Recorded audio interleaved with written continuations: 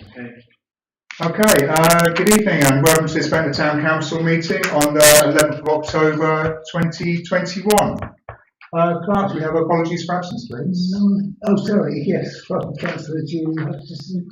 Okay, thank you very much, just one. Second item on the agenda, declarations of interest. Does anybody have a declaration of interest in any of the agenda items this evening? I've only got that I'm a resident of the LOWTHERVILLE ward, that's all. Not that it really makes any difference. No pecuniary interest. Yeah, we might on item 8 for 7 homes, because as we all know, we've got 2 homes in Ventnor, so we might have some sort of interest in that, really. Okay. Yeah, thank you. Thank you. Thanks, noted. Item number 3, the minutes of the previous meeting. If members would care to take a look and let me know if there's any comments to be made.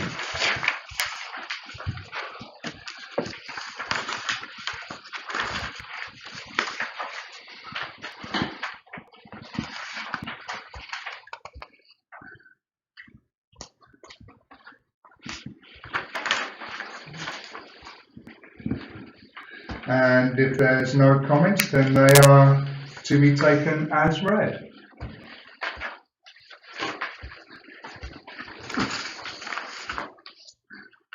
Thank you very much. Item number 4 is for the vacancy in the LOWTHERVILLE ward. As members are aware, Colm Watling resigned on the 15th of September. I'd like to take this opportunity to thank Colm for his service. I believe he was on the council for between 2 and 3 years. I'd like to thank him very much for the contribution that he made. For the benefit of the public who may be watching, the process for filling that vacancy can take 2 forms. We can either have an election if 10 members of the public request that, or if we do not receive 10 or if the proper officer of the Isle of Wight Council does not receive 10 signatures, then we will be able to co-opt a member to fill that vacancy. The recommendation in front of us is to note the process of filling the vacancy and agree to encourage eligible residents to write to the Isle of Wight Council accordingly. I do believe some of that encouragement has already been in progress. Members, somebody has something to say on this? Councillor Jeffries? I have been doing door-to-door knocking in Ventnor, and many of the residents want a by-election up there, and they have written in to actually confirm this. And I did a small little poll as well online.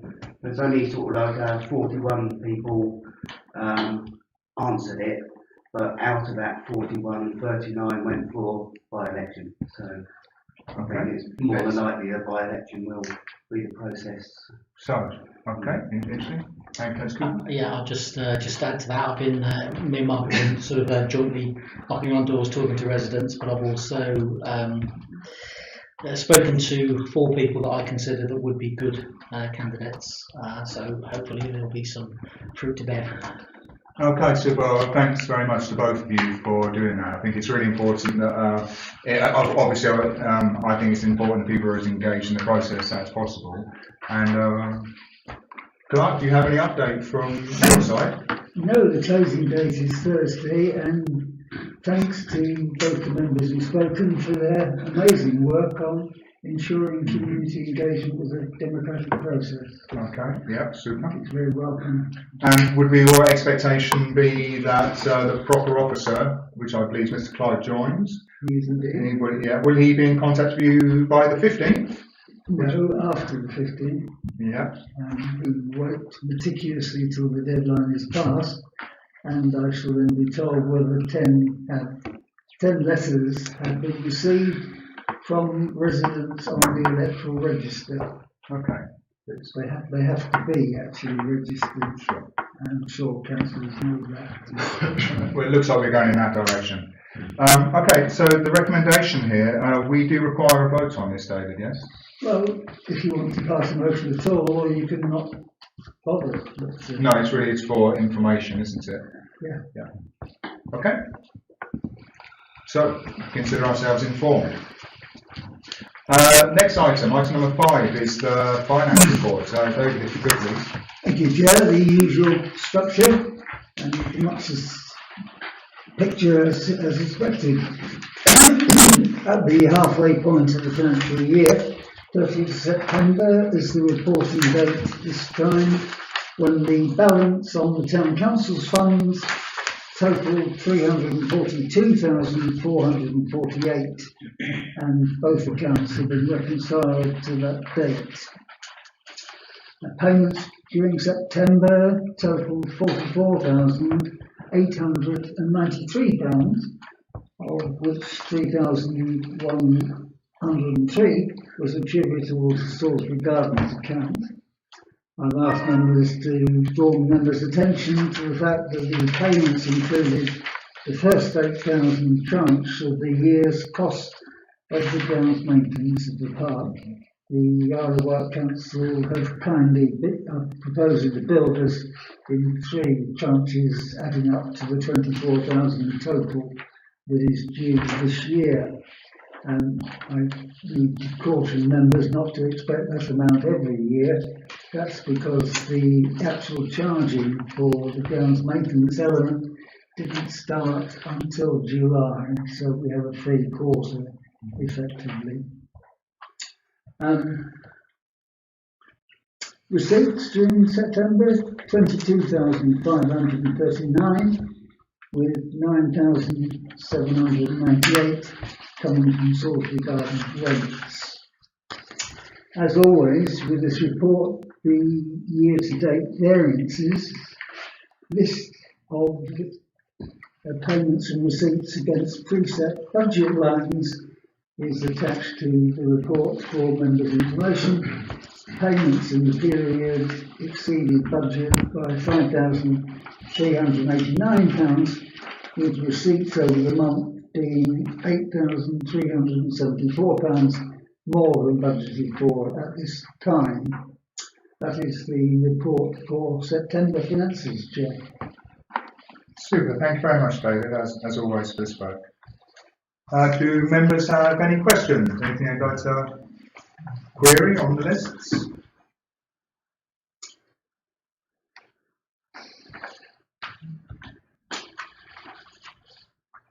Okay, and I'll look for a proposer, please.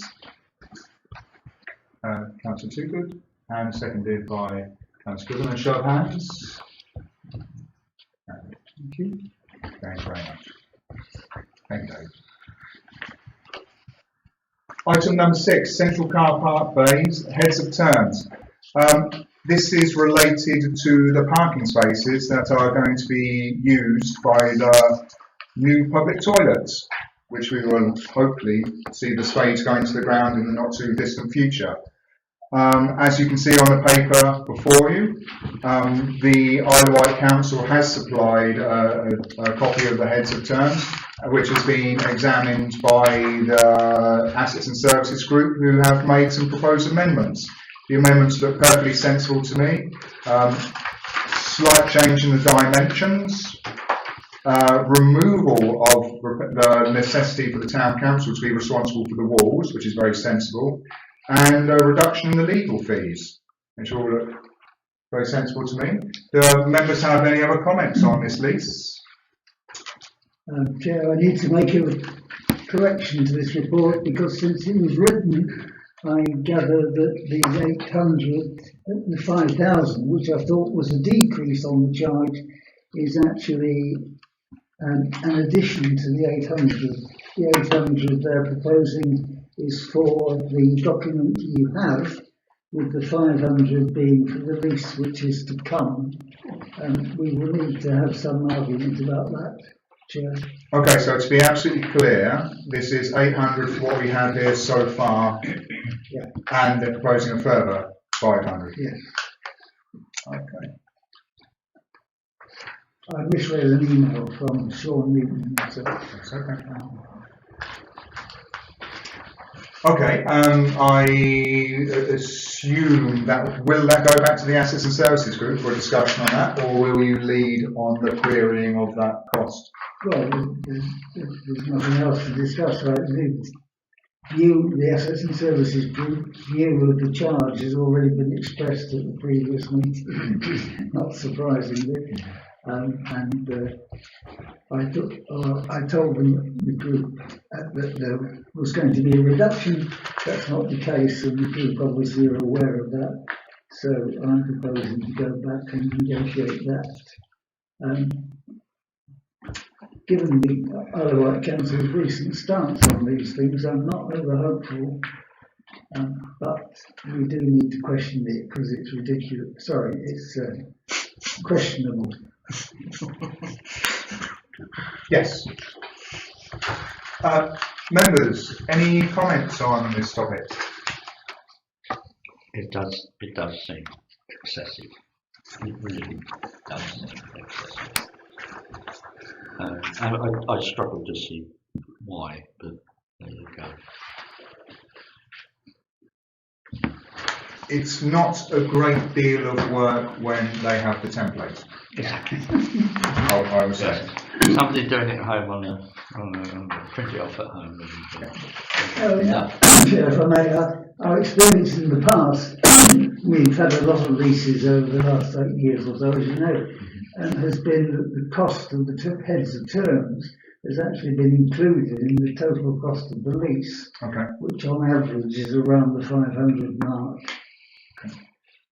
So I shall try reminding them of past practice and see where we go. Okay, good. Well, I wish you every success with that. So if there's no further comments, and we move to the recommendation. The recommendation is to agree to request the changes identified in section 2, taking account of the new information the clerk has provided to us. And any others from this meeting? We don't have any other suggestions from this meeting. And authorise the clerk, advised by the Assets and Services Working Group, to progress the heads of terms to completion. Do I have a proposer for that? Proposed by Councillor Lucas and seconded by Councillor Warren. Okay, thank you, and once again, good luck. Okay, item number 7, Ventnor Park. This paper consists of 2 parts. Firstly, to discuss some reparations to be made. Some improvements to be made around the base of some trees as they have their roots exposed, which is not good for the trees' health. And the second part of this paper is related to the aviary, which, as members are surely aware now, is now redundant. Regarding the trees, if I'm not mistaken, the previous solution to protecting the roots of the trees was to actually fence them off and to build quite a large perimeter fence around them. Can I come in here, Chair? You certainly can. But it's quite ironic that County Council, after we've taken it over, find problems with roots of trees, really. The problem we got on 4 particular trees, the roots are some at grade level and sneaking above grade level. Councillor Lucas and myself come up with several ideas, and one idea was to cover them and then put a fence around them. Well, we felt that was quite a good idea. In principle, but children and dogs would probably get there and stuff all the bark off, etc., etc.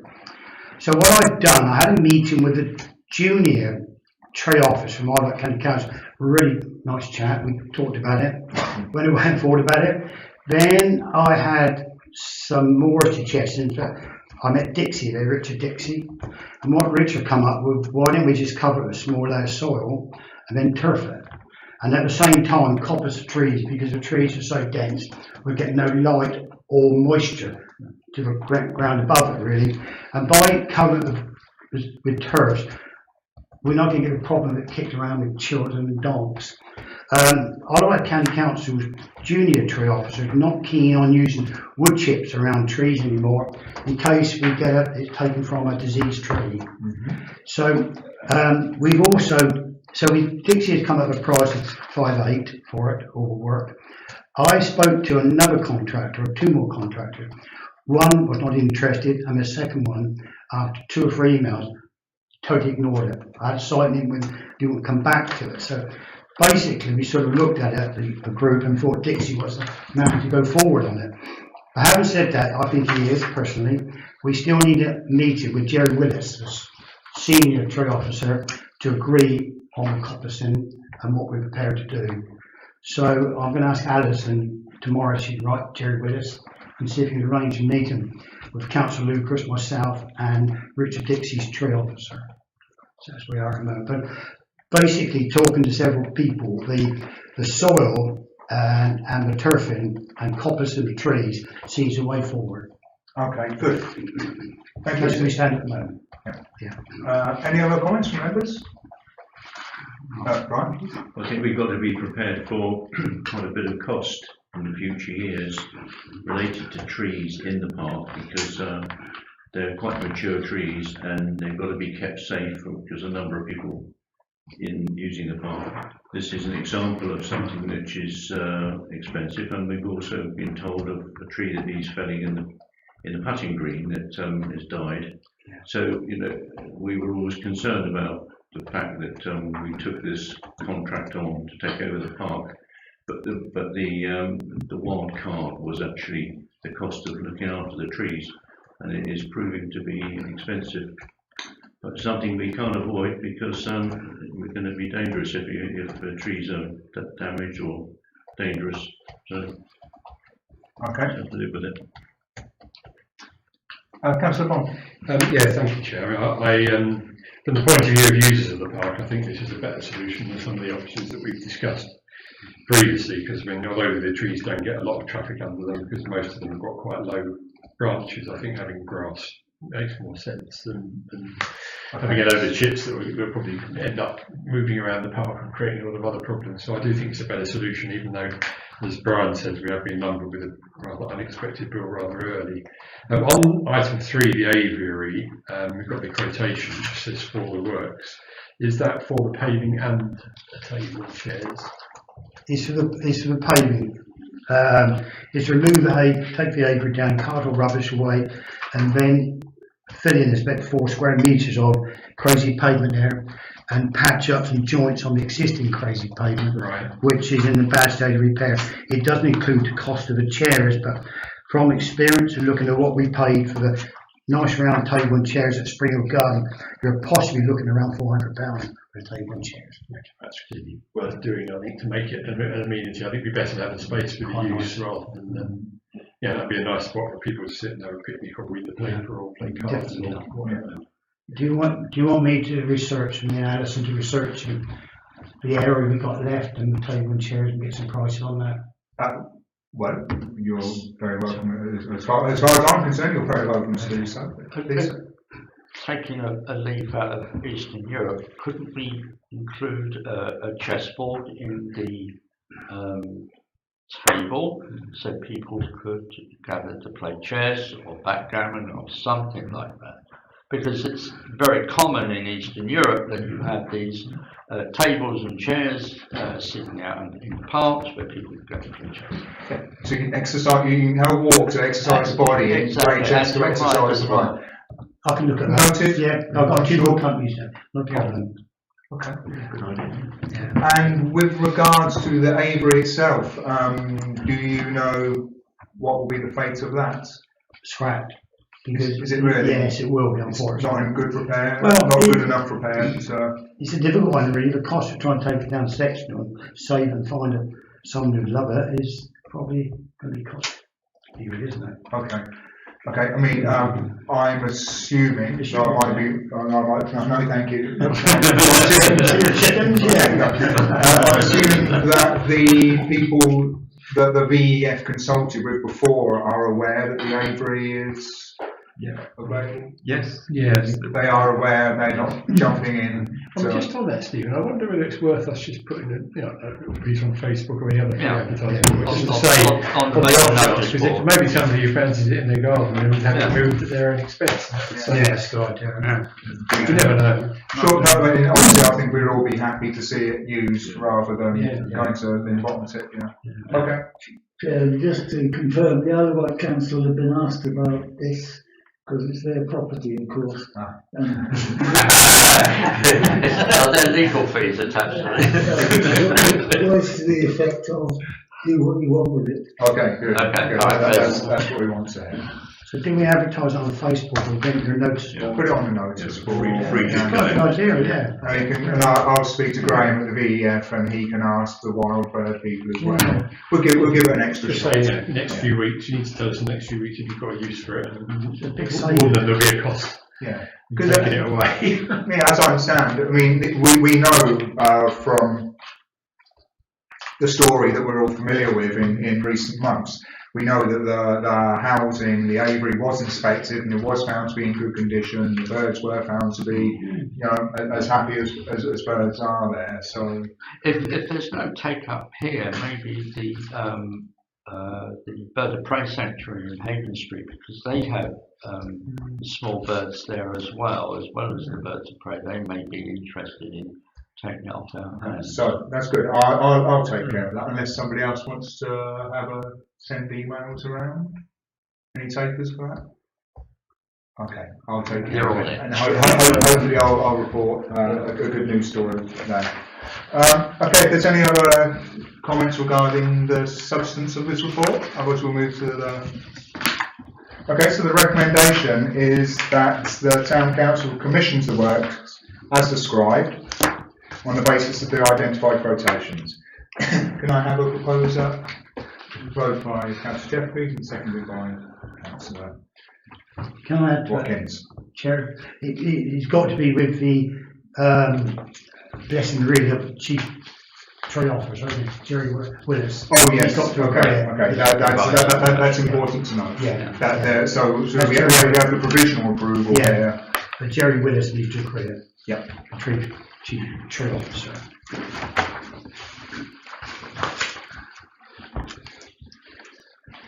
Good, okay, item number 8 on the agenda is second homes and holiday lets. The reason this paper is before us is because, as members will be aware, from last month's meeting, the Town Council resolved to send a response to the island planning strategy. In the course of that response that we prepared, myself and fellow councillors, the comments that we submitted to David, in the course of that we discovered that we didn't really have the bandwidth within that island planning strategy to really address the topics that we think are of most concern to the town. In time, it might become apparent that this is one of the most important things that we ever get to discuss here at this council. I think all of us will be quite aware of the awful housing crisis that exists on the island, and that's particularly accentuated in Ventnor. I mean, personally, I know of people who've had to move within Ventnor, people who've had to move outside of Ventnor, and I'm even aware of some people who are staying in homeless hostels now who were previously living in apartments around here. So I did contact the clerk a couple of months ago on this topic actually, and I was tempted to put something onto the agenda then. I didn't really, I'll use the words I used at the time of clerk, I didn't want to just rehash a letter to the county press. So I was hoping that we'd have enough scope within the island planning strategy consultation to address this, but we didn't. So here we are. I think it's very important for us to be able to contact the council in the Isle of Wight Council in a constructive manner, in the hope that they will be able to take any comments on to the higher authorities as required. There is just one correction I'd like to make on the paper, which I have discussed with David already. In section 3, part B, where it says one member listed policies that have been deployed in other local authorities. Just to be precise, that is more or less a list that I submitted to David. There are actually actions that have been taken in other jurisdictions. A lot of them, members may well be aware that in France, in Spain, and in the United States, they've taken a much harder line against short-term holiday lets than we have here.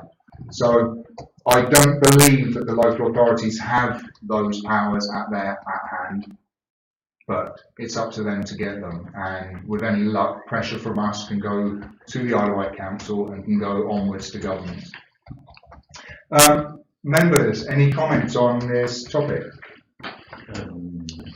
Right. I believe that Oxford Council have taken some small measures to alleviate this problem by taxing properties which are commercially let. I have read a section which shows how they did it, so I don't see why our council can't follow suit to discourage people from getting properties and making the situation worse. I mean, I feel a bit hypocritical really, because I had a holiday house about 20 years ago, which I then moved into, but I mean, quite a few people do that, but to have properties in that way is obviously taking them out of the rental sector, and we do know that the rented sector has a lot of demand, because people can't afford to buy even affordable houses, so they stand to look to the rented sector, and they're not there, the properties aren't there. I believe it has been reported recently that the rental market crunch is on the Isle of Wight is the worst in the country, and it's fair to say that areas like Bembridge, Seaview, Ventnor, West Wight would be at the top of those bits. Anecdotally, when I moved back to the island 4.5 years ago, there was always 20-25 places to rent in Ventnor all the time. Now, quite surprisingly, today on Rightmove there was 2, which I was quite surprised, and let's hope that a family gets into them quickly. But yeah.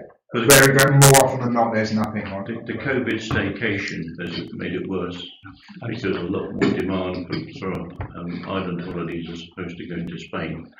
But I think that's going to stay, that problem, together with Airbnb.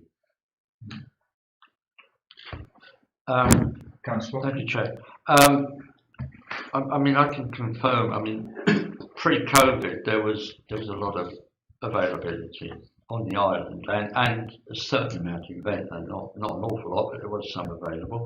I rent privately, and private tenants are always living in fear of getting a Section 15 and being told you've got 6 months, got 2 months, and get out of it. And when that happens, as I know of somebody who lives and works in Ventnor, they've just got a new baby and they've got to be out of their property at the end of October, and there's nothing, absolutely nothing for them. Island Council, I think,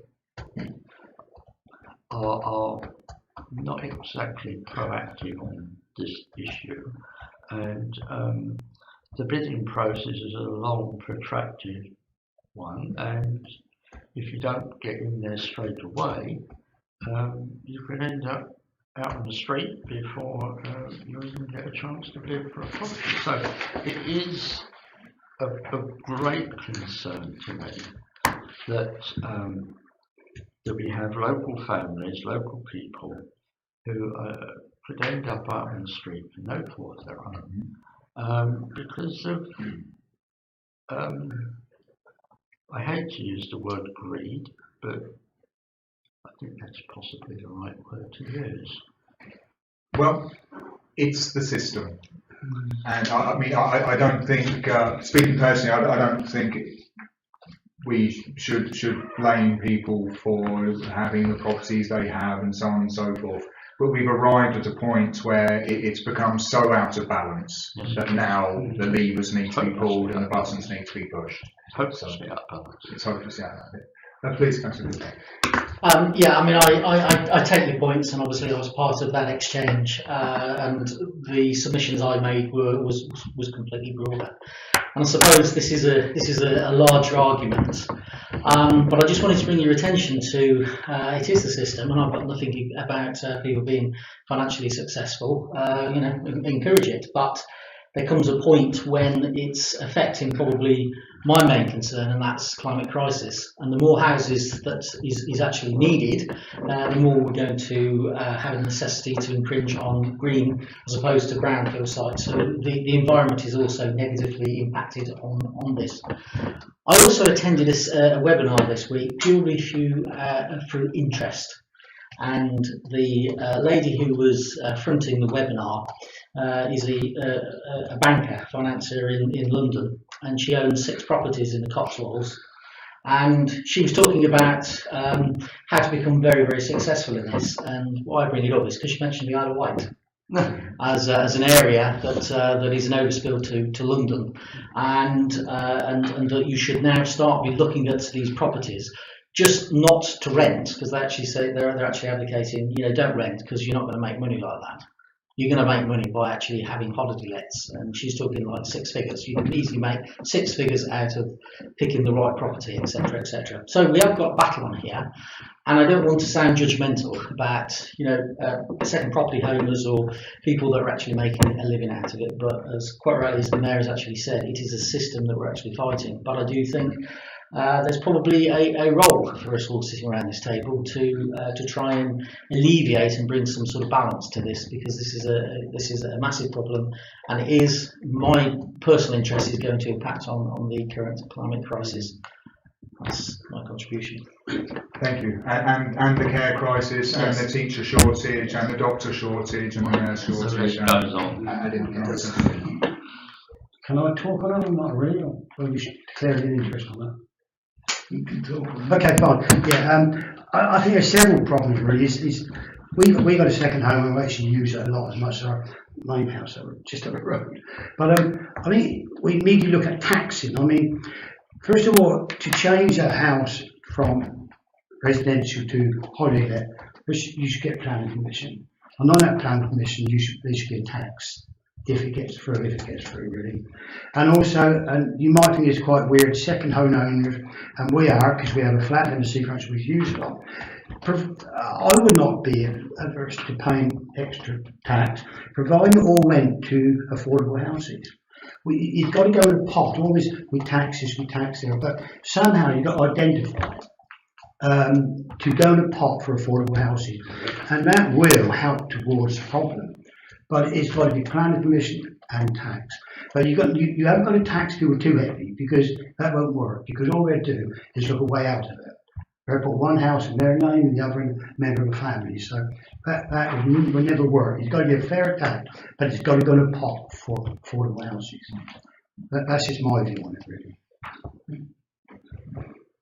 Yeah. Would you like to speak? Yeah, thank you, Chair. I mean, the solution to this are clearly national. We all know that. And it's not really for us to decide what the solutions are. I think the issue for us here is to I mean, the running on this has been made in the West Country, principally. Most of the stories for the last few years about councils looking at ways to try and do what they can, either to pressure government to raise it up the agenda, or to try and use what levers they've got locally.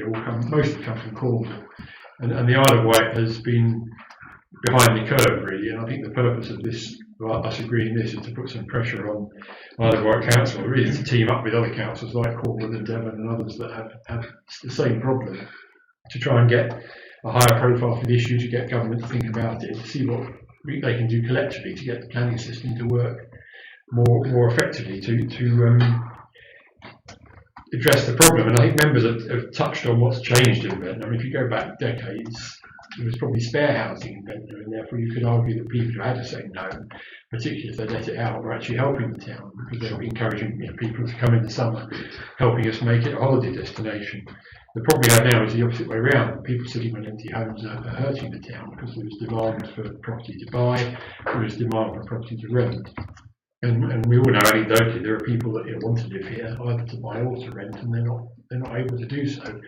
And therefore the empty properties are actually damaging the town, and that's the big change, and that's why Isle of Wight Council needs to take a more proactive line and hopefully start pushing the issue along with Cornwall and other councils. Yes, well, and also maybe employing some of the actions that have already been taken around the country. Brian mentioned Oxford Council, and they have actually been requiring property owners to put in for a change of use when they're going from residential to short term. That should be considered here. Anything just to hinder that process, make it that little bit more difficult, and maybe the people will change their minds. I tell you what, let's leave the people in there. I won't bother. Change of views. But they need to use every tool in the box. As we also know, though, the Isle of Wight Council, that being enforcement or a planning and enforcement function, we also know they have a big resource issue. So the Isle of Wight Council, they need to put it really high on their agenda if they're going to dedicate the resources to this, which they absolutely should. They absolutely should. You know, for communities like ours. You know, what happens when local people lose their homes now? Well, sorry, Ted, but I mean, I've been Section 15 from Ventnor before COVID, and we were left with 2 months to get up by after being there 6 months, and you have no idea what it's like. If you haven't experienced it yourself, then you don't realise that you've suddenly lost your home and you have to relocate and start all over again. If you can find something, and at the moment there isn't anything anywhere. And knowing, as we know, that very often the people in that situation, it's young people, young children, even pregnant ladies are finding themselves in situations. It's absolutely heartbreaking. I may be wrong, but the way I see it is, it's not so much the private letting that's the problem, because the cost of a private rental, 600-700, whatever, is it not really the authorities and the government that need to be producing more affordable housing in the subsidised range, i.e. housing association or council housing as was? Is that not the area? Because however much tax credits or whatever they get towards rental, they're not going to be allowed to go into an excessively high rental. So I would say that the real fault lies with the government, the authorities, the associations, for not providing that type of housing. I don't disagree with you, and I think David will know that as part of the comments. Yeah, I mean, that's one aspect of it, but the financial fact is that if you look at Britain and compare it with other countries, sitting on property and not using it in Britain is extraordinarily cheap. Whereas, you look at France and Italy and countries like that, they have an annual property tax that you pay, and yeah, people do have second homes in those countries, but it's less common for people to treat property as an investment and go looking for property to buy to make some money, because actually sitting on property is expensive. Whereas in Britain, I mean, that's why we've got Chinese and other people buying property in London and then leaving it completely unoccupied. Yeah. But it's also another way. If you go around Battersea, there's whole blocks of flats where the lights are all off because they're being bought up by people abroad. Yeah, it's also a nice way to launder cash. So there are some big financial issues about property that I doubt the government will address, but nevertheless need championing, and the more they do championing. Arguably, there's nothing more important in this town at this time. Okay, so I mean, my suggestion, the clerk's already been bombarded somewhat with comments from members who submitted comments for the draft island strategy, island planning strategy. If other members wish to submit a few additional comments who didn't take part in that earlier exercise, then I would invite that. And if that's okay, we'll break your inbox a bit more, David, and we'll move to the recommendation. As we can see in the recommendation, the second part, David, would you like to address that? It is to provide the Island Town and Parish Councils with statistics for the number of homes in their area that are either second homes or registered as holiday lets on a quarterly basis, to enable them to monitor local changes in both. Yeah, I included this for members to consider, Chair, on the grounds that there's a lot of talk about the issue. There are figures bandied about, I'm not talking about here, but everywhere, but there's nothing firm enough. And for me, data is central to the campaign, as always, and it would be helpful to have actual stats, which I don't think it's a problem for the Isle of Wight Council to maintain. They probably have them already. What they aren't being asked to do is to share them. So I thought I'd offer that as the second suggestion, alongside what's already apparent from the discussion around the table, that we should urge them to use every legal change possible to mitigate the current direction of travel. I mean, Chair, I'd actually add a third one based on what we've discussed, which would be something along the lines of ask Isle of Wight Council to work with other authorities representing holiday and seaside destinations to pressure the government to give this issue more urgency or something like that. Something that encourages the Isle of Wight Council to take a campaigning role as well as just looking at, because on number one they're just going to come back and say, well, there's not much we can do, aren't they? Probably. Whereas the job of a principal council, a county council, should be to work with other county councils to champion the issue, raise it at the LGA, put pressure on the government to. So I think we ought to have something that encourages the Isle of Wight Council to champion the problems that our town and others on the island are having. Okay. Well, with that additional wording considered, we'll move to the recommendation. Who were you suggesting they might work with? Well, other authorities representing seaside and holiday destinations. Okay. Because that's where the problem is essentially. I mean, it's the Cotswolds, it's the West Country. Yeah. Yes. And also, Chair, considering that we're a high area of social deprivation, it's even more urgent that we act upon this rather than just sort of twiddling our thumbs on it and hoping the council will do something.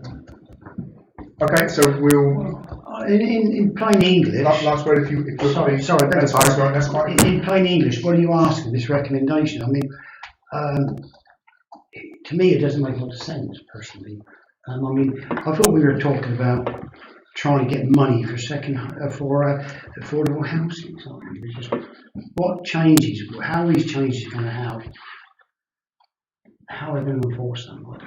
I don't quite understand what we're trying to achieve here. The first one is essentially saying that the Isle of Wight Council should look at what it can do within the planning rules to put some controls on people changing properties from permanent residential to short-term letting. I think that's how I'd take it. Right. Yeah. Now you've spoken. The second one is basically asking them to give us some information, and the mere act of gathering and sharing that information will give the issue a higher profile. That's quite useful.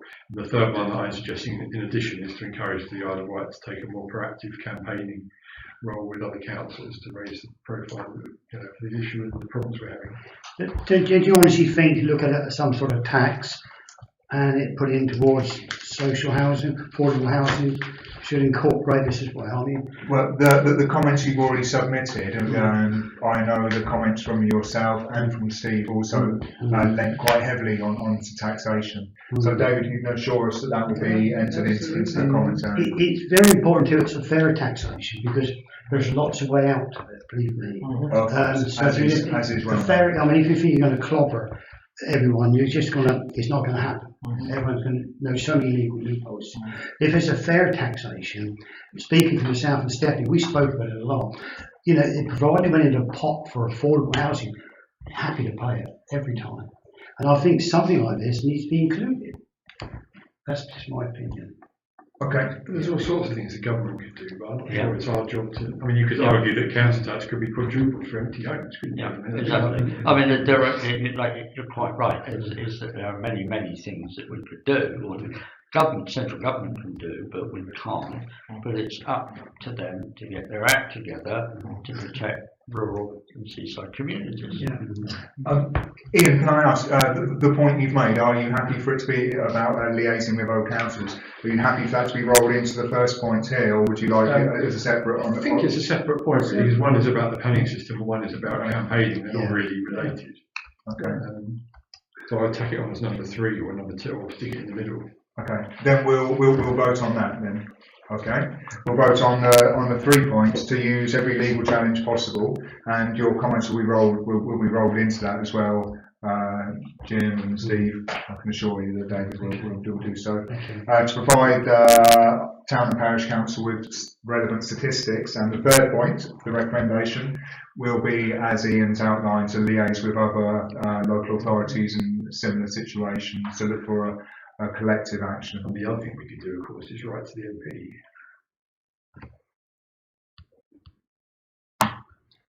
Or raise it with the MP at our next meeting. that I know David has regularly. There are other things we can do. If we wrote to MP, we need a response. That would be. Well, I mean, if we write to MP, what I mean is he would respond, and that in itself raises the profile of the issue and puts pressure on the right people. He's always written back to me in a personal capacity, I have to say that, which apparently is a rarity. I think you're in the minority. No. Personal emails. I didn't threaten to take it to court, but it's only a thought. I mean, we could do it anyway. We don't have to vote on it, but it would be something extra that we could do quite easily. Yes, well, okay, so now we're the MP. Do we seek a response from the MP, or do we put him into copy here? Key response. yeah, put him on the spot. Okay, then we have one copy to the Isle of Wight Council, and then one copy to the MP, and that'll be point 4, and I think we have enough points on the What we have to do is recommendation. say, that the council passed the following resolution, and then, there's a lot of problems, a lot of potential solutions like at national level. Can we ask your support in raising this in Parliament and elsewhere? That's it. Because he wants to be MP here, doesn't he? When the boundary changes, I think it's just. Well, it's his job to represent us. Do I have a proposer for this? I think everybody would like to propose this, but can I have one proposer for this? Councillor Watkins, and I'll second it. I'm sorry, I don't think you should. I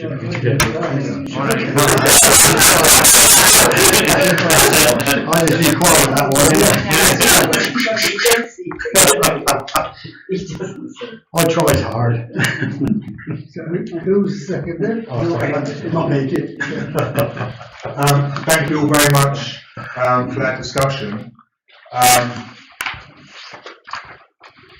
Sadly, it's a very grave topic, and actually we end with a little bit of jollity, but in actual fact, it's a very, very, very difficult situation, and it's not going to get better soon. So we also need to consider maybe there's interim steps we can take. I don't know. It's very difficult. I think, Chair, if I may, that we need to keep our collective ears to the ground, and if we hear private rental properties coming up, we've probably all got a few people that we know that are struggling to find something, and try and push it in that direction. Thank you. Yeah, so like I say, thank you for the discussion. Item number 9, is it? Yeah. Town Clerk's reports. Indeed, I think this is always greeted with relief because it's the last one on the agenda. The usual collection of items. We said goodbye to Morgan Williams on Friday last couple of weeks ago. A lovely little party organised by the Deputy Town Clerk, Deputy Mayor.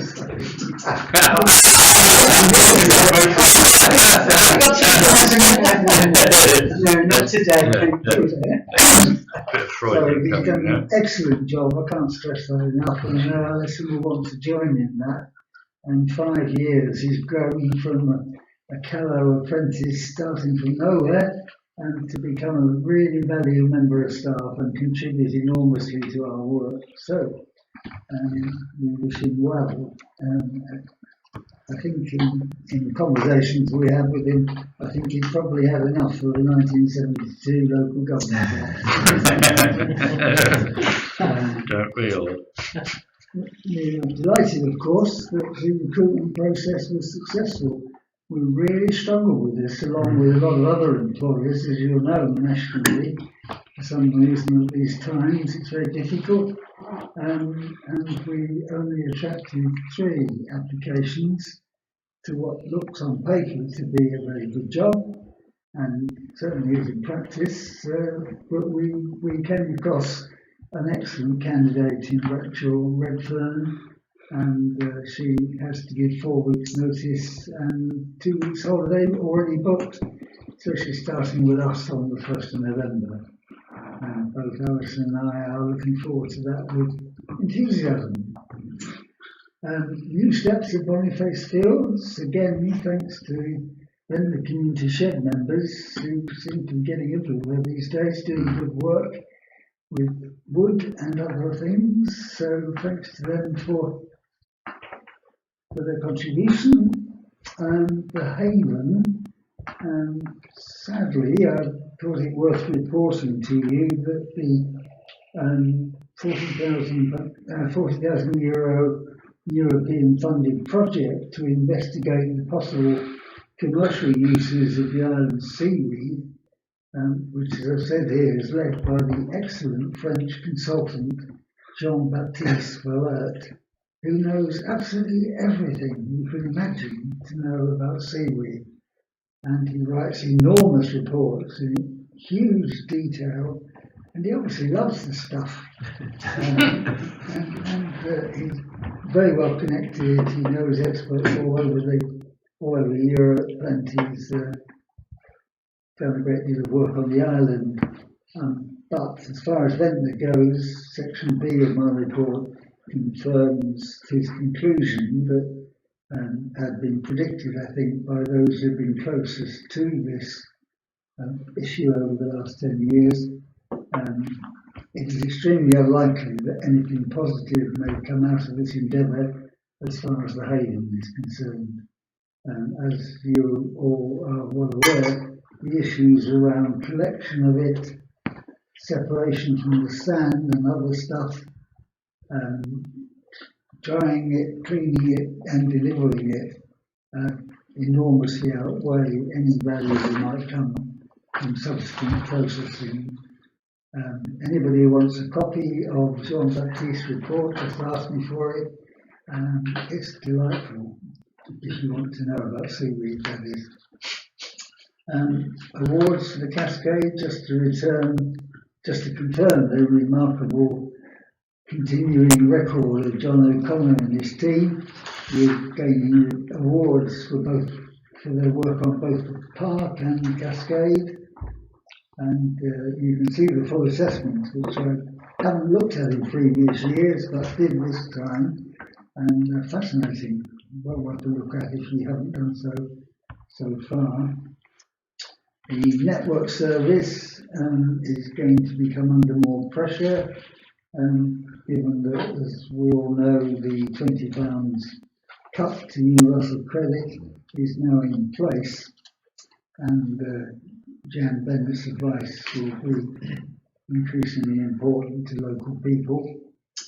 The Ventnor Community Shed lease, I'm delighted to be able to say that we've now agreed the terms of that lease with the Secretary and Treasurer of the shed, so that's going ahead. And the last item is the dates of the current recent working groups. That's it, Chair, I'm finished. Super, thank you very much. Excellent report. Shame about the Haven. It rumbles on. Okay, but good news about the park and Cascade, so congratulations to everyone there. Thanks on the record to Morgan for his service over the last years, and I look forward to meeting Rachel. Yeah, just on that, John, two of the items on the staff change, I think it would be a good idea to put thanks on the record rather than just noting the report. I think we should actually minute our thanks to Morgan for his contribution. Yeah, put that in the council minutes, because he was one of those people behind the scenes that kept the council running, particularly during the COVID crisis. He was the contact point. So I think to minute our formal thanks to him, stick put it in the minutes. I know, yes, probably his age, he's probably not going to have it framed and put on the wall, but nevertheless, it would be the right thing to do. On the park, I mean, I agree with what the clerk has said. It was a very good report we got, an exceptionally good report, and it is well worth members reading because it does highlight all the aspects of all the strong features and strengths of our park. I think as a council we should particularly note that about half the report is about the contribution that Jackie and Richard, who run the putting green and the refreshments, made to the life of the park and the community of the park, and recognising that many people go to the park for the refreshments. If we didn't have that, it would be a much less well used, less popular space. And they were named and singled out for particular praise in that report. And I think as a council we should thank them for the difference that they're making. The report also contains quite a few suggestions and recommendations as to ways we might improve the park in future. A number of which are ones that I raised, I think, the last time we debated the park around this table, but it's well worth a read. There's one that I strongly disagree with, but I mean, which is a wildflower meadow on the whole of the upper part, which would be a massive undertaking and would seriously reduce the amenity for dog owners and football players and kite flyers and picnickers in the summer. But they're suggesting a park fund, attracting legacies. Trying to think what else. They're doing something with the Aviary area. There's a lot of good suggestions, and they're making the shelter up in the top into using the fact that we've got a potential a wonderful viewpoint over the town. That the combination of not having anywhere to sit and enjoy it, and the fact that we've got shrubs that are just high enough that unless you're 6 foot you can't see the view. There's potential in the park, and that report is well worth looking at. And I would imagine that this council at some point is going to want to revisit our approach to the park fairly soon. And when we do that report is really good reading. It's only, it's only that slightly dense of typeface, but it's only a single page. Well worth a read. Super. All right. Thank you very much. Thank you very much for your contribution there. Does anybody else like to make a quick comment on the town clerk's report? Then I will close the meeting at around 7 minutes past.